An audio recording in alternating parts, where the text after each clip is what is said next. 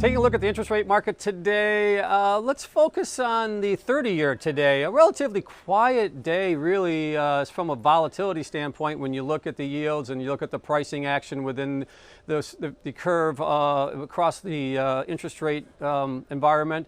But the 30-year today, again, a little bit of selling pressure. And it is interesting to point out that for the second straight day, when you look at the action in the bond market, we have seen the bond market rally initially. We've seen rates come under a little bit of pressure out of the gate. And both yesterday and today, we saw selling pressure persist throughout the day. And really, with the 30-year, for instance, trading and closing near its lows of the day, and currently right around the 160 levels. So again, trending in a kind of a lackadaisical mode right now, and it's a very range-bound type of trade the last couple of days. And I think a couple of factors here are playing into this as we move towards the Fed announcement next week.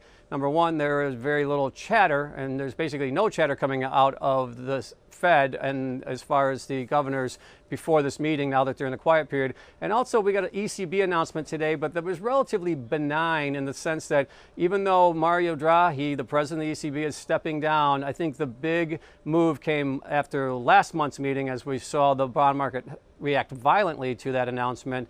And it was already preordained to some degree that he was going to leave rates unchanged on his way out and ultimately leave that up to the new president, who will be Christine Lagarde, who was the former chair of the IMF. And with that, we did not see too much volatility in the currency markets today, and we did not see too much volatility in the interest rate in the bond market as well.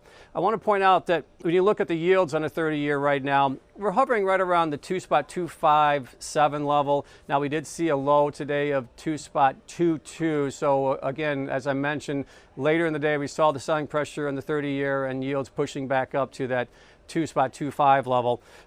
And again, it feels like this churning probably will persist here for the next few days unless there's something that comes out of the U.S.-China negotiations that's not already priced into the market, or we get some outlier. But there's really not too much economic data for the market to deal with moving into this announcement next week. And we have earnings, which may or may not influence the interest rate environment. But to this point, we have not seen too much of an impact on the interest rate environment. So ultimately, it feels like we're kind of range bound here heading into that Fed announcement on Wednesday, October 30th.